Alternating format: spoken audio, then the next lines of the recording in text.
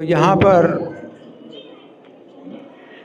भगवान जो बता रहे हैं कि त्याज्यम दोष वदित एके कर्म प्राहुर मनीषिणा। एके का मतलब है एक विधि में। तो यहाँ पर दो विधियाँ हैं। भगवान दो विधियों का वर्णन कर रहे हैं, एक संन्यास की विधि, दूसरी आवाज़ नहीं आ रही। हरे कृष्ण, आवाज़ नहीं आ रही तो और आगे आ जाइए, और आगे आ जाइए।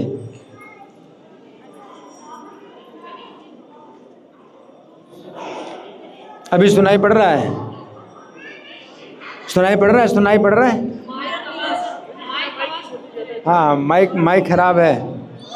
माइक खराब है तो आप और पास में आ जाइए, और पास में आ जाइए। बिना माइक के अभी ठीक है? माइक ठीक है? माइक बिना माइक के ऐसे ठीक है? सही है?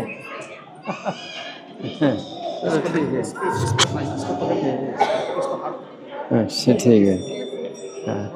तो यहाँ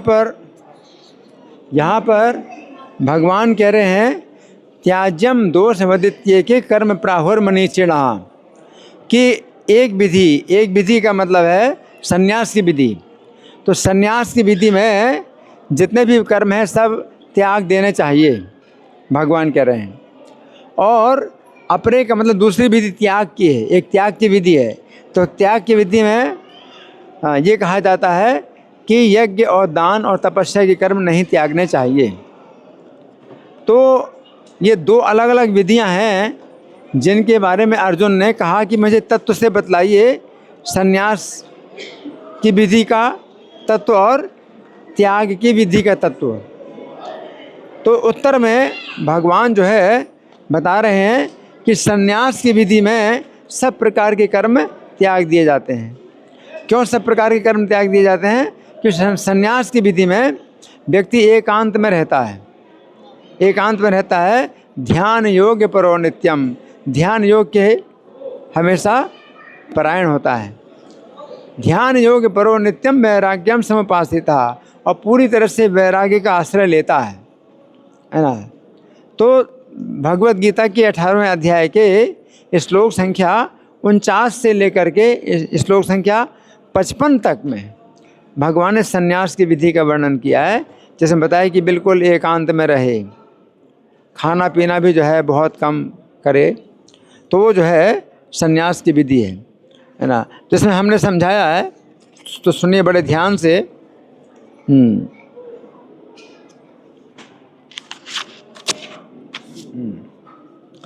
यहाँ पर श्री कृष्ण कह रहे हैं कि संन्यास की विधि में सभी कर्मों को दोष मानकर छोड़ देना चाहिए, सभी कर्मों को दोष मानकर, है ना।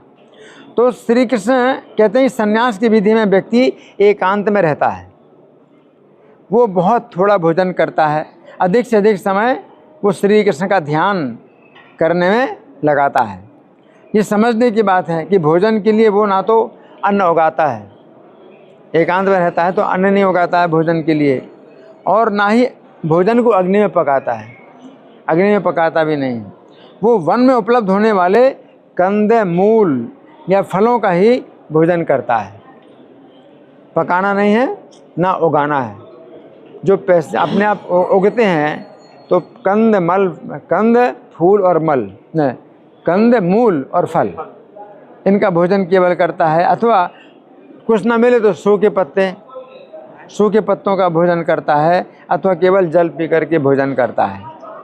तो ये संन्यास की विधि है। तो भागवत के 4थे स्कंद में वर्णन आता है कि महाराज पृथु ने इस विधि का पालन किया था।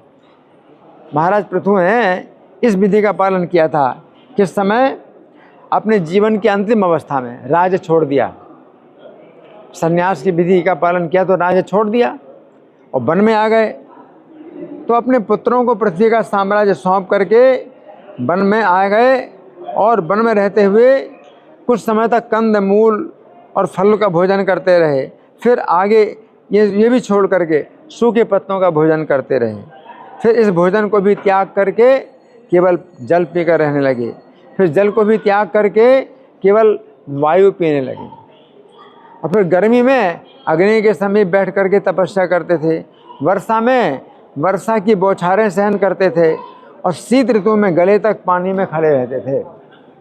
इस प्रकार वे श्री कृष्ण के चरणों का ध्यान करते रहे। तो यहाँ पर श्री कृष्ण कह रहे हैं कि संन्यास की विधि में मनीषी लोग कहते हैं कि सभी कर्मों को दोष मान करके छोड़ देना चाहिए। फिर तो अपना शरीर छोड़ करके वो भगवान के धाम जाएंगे। उनको अब किसी दुनिया से मतलब नहीं है, ना अपने घर बार से मतलब है। घर छोड़ दिया है, दुनिया छोड़ दी है, और एकांत में वो ध्यान में लगे हुए हैं। शरीर छोड़ करके वैकुंठ जाना है, तो और कोई काम नहीं है उनका, केवल वैकुंठ जाना है शरीर छोड़ करके। तो संन्यास की विधि है। अच्छा, अब त्याग की विधि में भगवान बता रहे हैं, क्या बता रहे हैं कि त्याग की विधि में यज्ञ को नहीं छोड़ना चाहिए। त्याग की विधि में यज्ञ को नहीं छोड़ना चाहिए, क्योंकि त्याग की विधि में क्या है, 4 प्रकार के वर्ण में अपने अपने कर्म किए जाते हैं। ब्राह्मण है तो अपना ब्राह्मण का कर्म करेगा, क्षत्रिय है वो क्षत्रिय का कर्म करेगा, वैश्य है वो वैश्य का कर्म करेगा, शूद्र है वो शूद्र का कर्म करेगा, है ना। तो इस त्याग की विधि में यानी वर्ण आश्रम के अनुसार जब कर्म किया जाता है तो यज्ञ को नहीं छोड़ना चाहिए। तो पृथु महाराज जिस समय गृहस्थ जीवन में थे, है ना, गृहस्थ मतलब क्षत्रिय की तरह कार्य करते थे, गृहस्थ की तरह कार्य करते थे, राजा की तरह कार्य करते थे, तो त्याग की विधि है। तो त्याग की विधि में वे सदा यज्ञ ही के कार्य में लगे रहते थे। उन्होंने उस स्थान पर जहाँ सरस्वती नदी पूरब की ओर बहती है 100 अश्वमेध यज्ञ किए।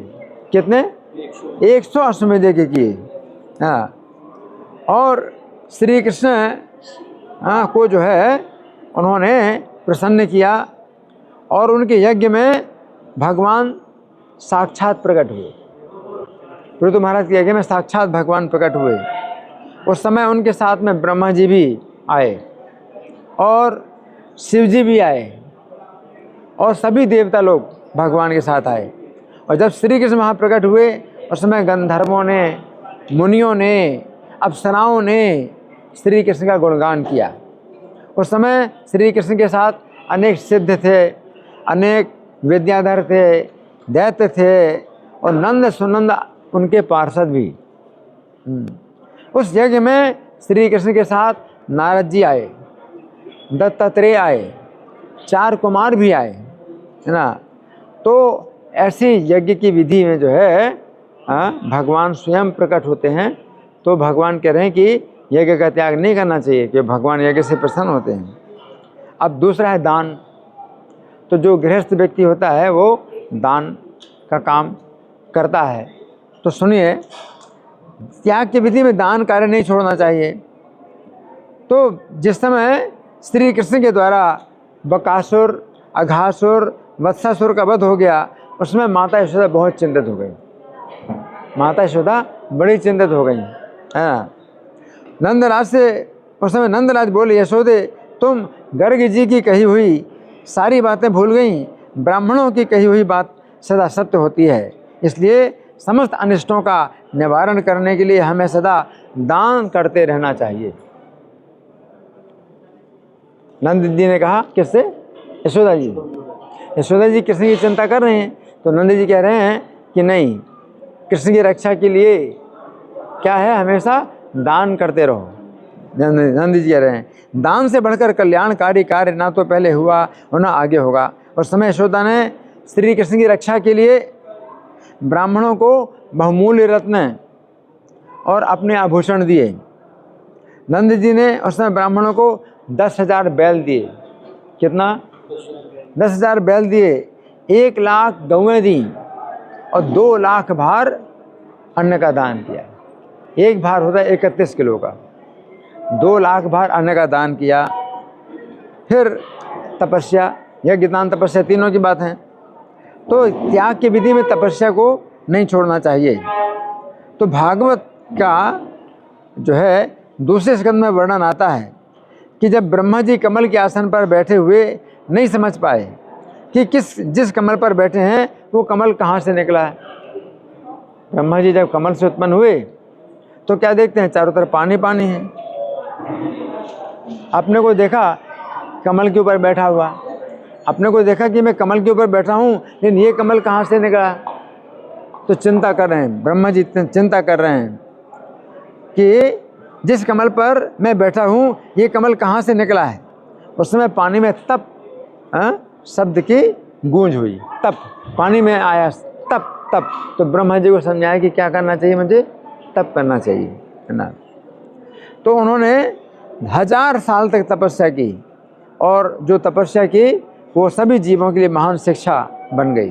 तो ब्रह्मा जी तपस्वियों में सबसे बड़े तपस्वी माने जाते हैं, तपस्वी में सबसे बड़े तपस्वी। और भगवान ने ब्रह्मा जी तपस्या से अत्यंत प्रसन्न होकर के अपना वैकुंठ धाम का दर्शन कराया। तपस्या से भगवान प्रसन्न हो गए तो अपना वैकुंठ का दर्शन कराया। किसको? ब्रह्मा जी को वैकुंठ का दर्शन कराया। और भगवान ने ब्रह्मा जी से हंसते हुए हाथ मिलाया। देखो तपस्या से जो है मतलब भगवान अपना बराबर सम्मान देते हैं। हाथ मिलाया, भगवान ने ब्रह्मा जी से हाथ मिलाया और कहा, हे ब्रह्मा, तुम्हारी तपस्या से मैं बहुत प्रसन्न हूँ। तुम्हारी तपस्या के फलस्वरूप जो सबसे बड़ा लाभ है वो मेरा दर्शन है। तपस्या से सबसे बड़ा लाभ क्या है? भगवान कहते हैं मेरा दर्शन, वो मेरा दर्शन है। हे ब्रह्मा, तुम्हें ज्ञात हो जिस समय तुम अपने कर्तव्य को नहीं जान पा रहे थे उस समय मैंने ही तप शब्द की ध्वनि उत्पन्न की थी। पानी में तप तप ये शब्द हुआ तो भगवान कहते हैं कि मैंने ही पानी में तप तप शब्द की ध्वनि उत्पन्न की थी, तुमको इशारा करने के लिए तुम्हें क्या करना है? तप करना है। तो भगवान कहते हैं मैंने तप शब्द की ध्वनि उत्पन्न की थी। ऐसी तपस्या ही मेरा हृदय है और मेरा आत्मा है। ये तपस्या मुझसे अलग नहीं है। मैं तपस्या से ही इस विश्व की सृष्टि करता हूँ, तपस्या ही से विश्व का पालन करता हूँ, तपस्या से ही विश्व को अपने में लीन करता हूँ। अतः तप ही मेरी सबसे बड़ी शक्ति है। तो फिर भागवत के एक श्लोक के तात्पर्य प्रभुपाद लिखते हैं, तपस्या करते समय व्यक्ति को भगवान के धाम में लौट जाने का संकल्प करना चाहिए। जब आप तपस्या करते हैं तो क्या संकल्प करना चाहिए कि मुझे भगवान के धाम में लौटना है, और इसके लिए सभी प्रकार के कष्ट सहने के लिए तैयार रहना चाहिए। तपस्या का मतलब क्या है? सब प्रकार के कष्ट सहने के लिए तैयार रहना चाहिए, चाहे भौतिक संपत्ति हो या नाम और यश। तो इसके लिए भी कठिन तपस्या करनी पड़ती है, क्योंकि इसके बिना कोई संसार में प्रसिद्ध नहीं होता है। अगर आपको यश प्राप्त करना है तो भी तपस्या करनी चाहिए। तो फिर भक्ति के लिए कठिन तपस्या क्यों ना की जाए? भगवान जीवात्मा से अधिक चतुर हैं, अतः वे देखना चाहते हैं कि भक्त उनकी भक्ति के लिए कितनी तपस्या करता है। भगवान जो है परीक्षा लेते हैं कि जो भक्त है भक्ति के लिए कितनी तपस्या करता है, कितना कष्ट उठाता है। तपस्या का आदेश भगवान से सीधे प्राप्त होता है। भगवान सीधे या प्रामाणिक गुरु के माध्यम से तपस्या का आदेश प्राप्त होता है। और यह आदेश आपको चाहे कितना भी कष्टकर लगे, पालन करना कठिन तपस्या है। चाहे जितना कष्ट लगे, कठिन तपस्या है। इस नियम का जो दृढ़ता से पालन करता है उसे निश्चित रूप से भगवान की कृपा प्राप्त होती है। तो देखो ये जो है हम लोगों को ये मंदिर में जो रखा गया है तो ये तपस्या के लिए रखा गया है, दिव्य तपस्या के लिए। और इसमें दिव्य तपस्या का मतलब क्या है कि सवेरे का कार्यक्रम है 4:30 बजे, तो हमें 4:30 से पहले उठना है। 4:30 बजे संघ बजेगा, उसके पहले हमें सब स्नान करके और वस्त्र धारण करके तिलक लगा करके